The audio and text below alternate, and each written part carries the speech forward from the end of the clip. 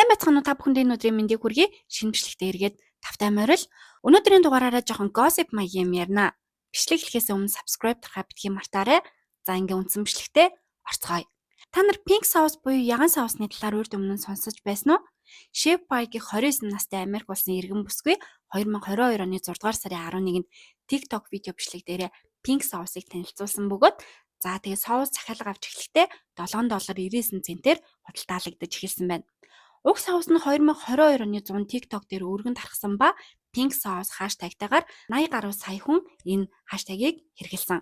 Энэ соус нь ер нь TikTok дээрээс од болсон ба одоогийн залуус TikTok дээр улам бүүн болж байгаа юмнуудыг авдаг шүү дээ. Тэгэхээр зөв платформоо ашиглаад зөв үедээ гарч ирсэн гэсэн үг.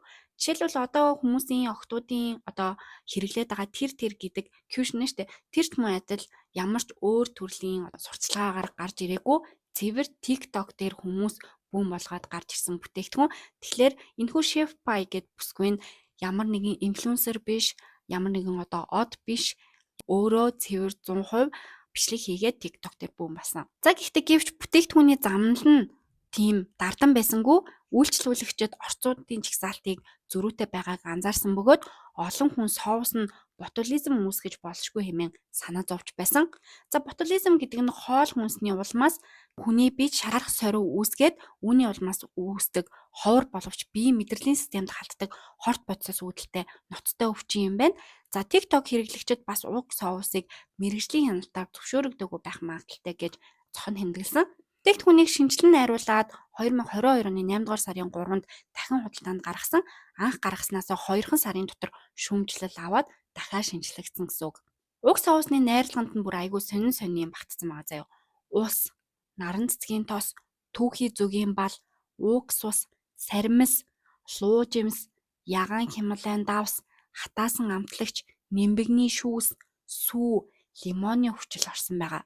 Тэгэхээр эднэрийг нийлээд идэх юм болно гэд төсөөлөд үзтээ нэг л тийм өвөрмөц ланттай болж таарч юм л та. 2023 оны 1-р сарын 11-нд FDA буюу хүнс эмийн удирдлагын газраас гаргадаг дүрм журмын дагуу жор болон баглаа боотлын дизайныг шинжилэн завсарласныхаа дараа pink соус нь Америкийн нэгдсэн улс даяарх 4,000 гаруй Walmart-д худалдаанд гарч эхэлсэн. Худалдаанд гарахдаа дээр хэлсэн шиг $799 худалдаанд гарсан. За pink соус эхэндээ маш их амжилт олж байсан ч сүүл рүүгээ бүтлгүүтэлд ороод уналтанд орж эхэлсэн. Chef Boy бол TikTok дээр өөрийн цуврал бичлэгүүдээрээ борлуулалтаа хийдэг байсан. Эхний удаа ер нь бол соусаа танилцуулах үедээ соусных нь өнгө нь одоо тийм ягаан өнгөтэй байсан чинь хоёр дахь бичлэгээсээ бараг ягаан нь бүдэг ягаан болж өөрчлөгдөж эхэлсэн. За 2 хоногийн дараанаас өнгө нь дахин эрс өөрчлөгдсөн. Энэ нь илүү бараан ягаан өнгөтэй болсон боловч 5 хоногийн дараа урьд өмнө байгаагүйгээрээ илүү цайвар ягаан болоод боломжит хэрэглэгчдийнхаа дунд с ิจ г төрүүлсэн. TikTok дээр од болоод бүүн болж байгаа юмны нэг гайн тэр ахгүй юу? Хэрвээ телевизээр сурталчлаад ч юм уу те зорилтод хідэн хүмүүс авдаг гэсэн бол тэд нар нэг амар юм асуудал үүсэхгүй. Тэгэхэд TikTok дээр 50-60 мянган хүн үзлэхэд тэрний 1-2% нь л авна. Тэгэхээр хүмүүс хэрэглээгүй байж ээж зөвөр видеог нь хараад шүүмжлэх 50-60 мянган хүн байна гэсэн үг байхгүй. Тэгэхээр яг л өөрсдөө хэрэглэсэн юм шиг шүүмжлэхэд дараагийн хүмүүс нь дагаа шүүмжилчилээдэг. Зарим видеонд нь болохоор хоолнд наалдаад үлдэхээр өгтгөн ингээ харагдчихсан. Chef Boy нь болохоор видеон дээрээ дандаа соусо туршдаг байсан хоолн дээр. Тэгэхээр яалтчгүй хүн амтлахаасаа өмнө тэр туршилтуудыг нь хараад ямар өөрчлөлтүүд байна тэрийг нь шууд мэдэрч байгаа юм л та. Энэ шүүмжлэлийг бицэн хүмүүсийн өөдөөс пай хэлэхдээ хэрэг та нар амталмаар байгаа бол зүгээр л худалдаж аваад амтал энэ дээр байгаа бүх комментууд ер нь бол үнэн биш гэдэгтээ санал нэгдэж байна гэсэн постыг оруулсан. Тэрээр хэлэхдээ би та нарт хамгийн сайн чанартай хүргэхийн тулд чанарын шалгалт хийлгсэн байгаа. Та нар бүр ямар санаа зоволтгүй би баталгаатай хэлнэ гэж хэлсэн байдаг. Өөр нэг TikTok дээр тэрээр урам зориг өгсөн үгсийг багтаагаад чанараа одоо хамгийн өндөр түвшинд байлгах нь миний номер 1 ажил чухал зүйлштэй гэж хэлсэн байдаг бөгөөд ингэснээр бүтээгдэхүүний өндөр хүлээлт үүсэж байгаа. Гайгүй хүмүүс аваад эхэлсэн чинь дахиад нэг асуудал гарсан л та. Америкийн нэгдсэн улсын FDA буюу Food and Drug Administration-ээс энэхүү бүтээгдэхүүнийг нь зөвшөөрсөн үү, яг үнэн үү, бичгэн байгаа юу гэсэн одоо хэрэглэгчдийн гомдол санал гарч эхэлсэн. Эдгээр хариу үйлдэлийг намжаахын тулд тэрээр FDA манад байгаа гэсэн гашигтай лайв видео хийсэн ч хүмүүс үнийг хачирхалтай гэж бодоод FDA ер нь бол гэрт нь очиж шалгалт хийдэггүй штэ гэсэн комментуудаар булж л байсан. Ингэснээр Chef Pie худлаа хэлж байснаа хүлээн зөвшөөрөхөд хүрсэн. Үндэ түүнийг Флоридагийн эрүүл мэндийн үйлчилгээний байгууллага шалгасан бөгөөд бүтээгдэхүүнд байгаа орц найрлага доторх бүтээгдэхүүнтэй шал зөржижсэнийг нь тогтоосон. Сүүлдээ тэрээр бантаад би үүнийг ягаан өнгөтэй болгохын тулд ямар орц хэрэглэснээ та нарт хэлэхгүй. Тэгээд ч дээрэс нь миний соусанд garlic буюу саримс ямар ч хэмжээгээр агуулгадаггүй гэж хэлсэн. Тэгсэн чи яг нөгөө савн дээрээ орцонд нь саримс орсон байгаа байхгүй юу? Сайнны хажуугаар саар гихчээр зарим нэг нь шүүмжилж яхад зарим нэг нь өнөөрөө ямар амттай юм бол гэд авах хүмүүсийн тоо нэмэгцээрлээсэн. За тэгээд энэ их асуудлуудынхаа хажуугаар Chef Pie Dave's Gourmet гэдэг компанитай хамтарч ажилласан. За Dave's Gourmet бол өмнө нь дэлхийн хамгийн халуун соус хэмээн нэрлэгддэг байсан Dave's Insanity соусыг бүтээж байсан алдартай компани. Дээрээс нь яг өөрийнхөө гаргаж байгаа бүтээгдэхүүнийхээ дагуу дэлхийн алдартай брэндтэй ажиллана гэдэг бол тэр бол үнэхээр том аз завшаан түүний хувьд. Тэрээр салбартаа дэлхийд дээгүүрт орох компанитай хамтарч ажиллаад соус нь 4,000 гаруй дэлгүүрт зарагдаж эхэлсэн. Ялтын ам сайхан байсан ч үүнээс 16 хоногийн дараа дахиад л хүмүүс ягаан соусыг лангуун дээрээс буулгаж чадсан.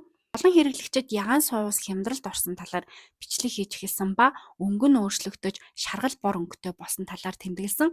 Walmart-ийн хямдралын бууланд 50 центээр хүртэл тэрхүү соус нь зарагдаад эхэлчихсэн. Хүмүүс түүнийг яг үндэ амжилттай байна гэж бодож байсан ч эсвэргээрээ үндэ тэр бараг орон гэрээсээ хөөгдөхөд хүрч $20 хэрэг болж ээжээсээ зээлэхэд хүрсэн байна. Chef Pie санхүүгийн хэцүү байдалд орсноо зарласан ба би хүүхдүүдтэй хоол авч өгөх мөнгөгүй байгаа гэд GoFundMe нээж $100,000 босгохоор оролдож байгаагаа тайлбарласан. Өмнөх бичлэгүүд дээрээ ч би ярьжсэн GoFundMe бол яахаа мэдхээ болсон тусламж хүссэн хүмүүсийн авралын бурхан юм л та. За Chef Pie хэлэхдээ одоо би өөрийн хүчээр хүүхдүүдтэй хоол авч мөнгөгүй болсон. Ээж маань хөгжлийн бэрхшээлтэй учраас өдөр тутамд $20 өгч биднийг амьдруулж гин гэж хэлсэн. Тэрээр бас хохирсон тухайгаа ярьсан. Gourmet гэх нөгөө нэг алдартай брэнд маань түүний жорыг нь хулгайлаад соусных нь өнгийг өөрчилж бүтээгдэхүүнийг нь сүйтгэсэн гэж буруутгасан. Chef Pie цаашаа хэлэхдээ болохоор тэд надад худлаа хэлсэн. Мөнгөө надад төлөхгүй байгаа бөгөөд бүртгэл дээрээ ч ер нь бол үнэн байгаагүй намайг дуугүй байлгаж санхүүгийн хохиролд оруулсан гэж ер нь бол мэдгдсэн. Мөн тэрээр хэлэхдээ эдгээр хүмүүс намайг хуурсан тул би тэднийг зарилангийн эрэг татахар болсон гэсэн. Гэвч энэ нь худал бололтой. Учир нь Dave Gourmet нь $120,000 Chef Pie-д төлсөн тухай тайлбар хийсэн бөгөөд тэрээр энэ мөнгийг тансаг зүйлд зарцуулсан байсан нь тодогдсон.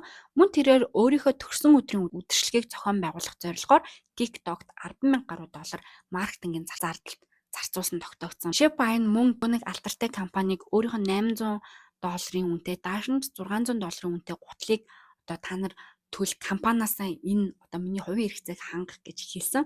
Мөн тэрээр 4 хос бүүз авах үндэсний дэлгүүрээс авсан барааны зардал, бизнесийн зардлаа ерөөсөө дундынхаа мөнгнөөс гаргуулахыг хүссэн. Энэ зүйлүүд чи өөрийнхөө цалингаас авах ёстой ш. Тэгэхэд яагаад одоо хамтын дундаасаа ингэж ашиг олсон мөнгнөөсөө тэр дэлхийн алдартай компани зөвшөөрөх ёстой гэж.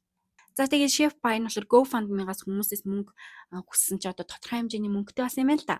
За тэгээд цуглуулсан мөнгөөрөө ягаан соусыг нунтаг хэлбэрээр нь дахинд худалдаанд гаргасан.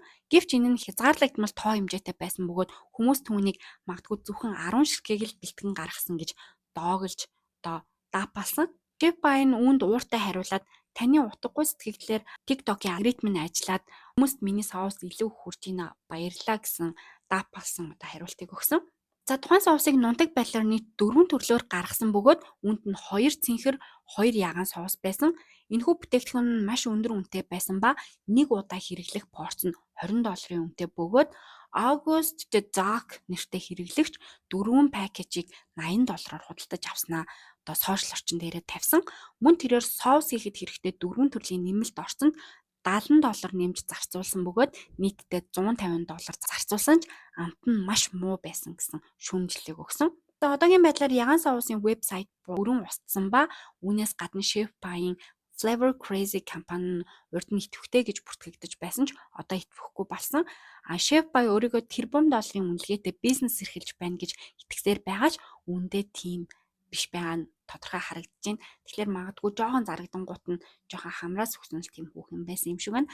Зарим хэрэглэгч хоолны хордлогоор эмнэлэг твцэн бүртгэлтэй байт юм байна. Сайн хажуугаар сар гихчээр нэгэн TikTok хэрэглэгч pink sauce-ыг хэрэглэснийхаа дараа үхсэн мэд дүр эсгэж тэгж бичлэг хийсэн байна. 2022 оны 8 дугаар сарын 21-нд YouTuber MatPat гэдэг залуу сувг дээрээ pink sauce-ын тухай видео гаргаад орцуудын жагсаал бодит бус бөгөөд шошгон дээр жагсаалсан хэсгүүдийг буруу хэмээн мэдгдсэн. Ер нь бол орцуудыг хилчилсэн. Тэрээр үзэгчдэд эрүүл мэндэд аюултай учраас соусыг хэрэглэхгүй харин өөрсдөө соусыг хийж идэхийг зөвлөжсэн. За тэгээ 2023 оны 12 дугаар сарын байдлаар ямар ч хүүх ажиллагаа явуулаагүй бөгөөд GoFundMe хүсэлт гаргасан шүү дээ. Тэгээд $100,000 хүсэлт гаргаснаас $25,459 авч чадсан. За тэгээд энэхүү crazy галзуу мэдээг сонсоод та нарт юу гэж бодогдож байна? Бодлоо доор бичээрэй. Иймэрхүү төрлийн видео та нарт таалагдж байна уу? Таалагдчихвэл бас цаашаа гой сонирхолтой мэдээллүүдийг оруулж ий тэ. За тэгээд өнөөдрийн дугаараараа богино хугацаанд од болж чадсан бүтээгдэхүүний талаар ярьлаа. Дараагийн бичлэгээр уулзлаа. Түр баяртай. Нэрээ subscribe дарахаа битгий мартаарай. Bye.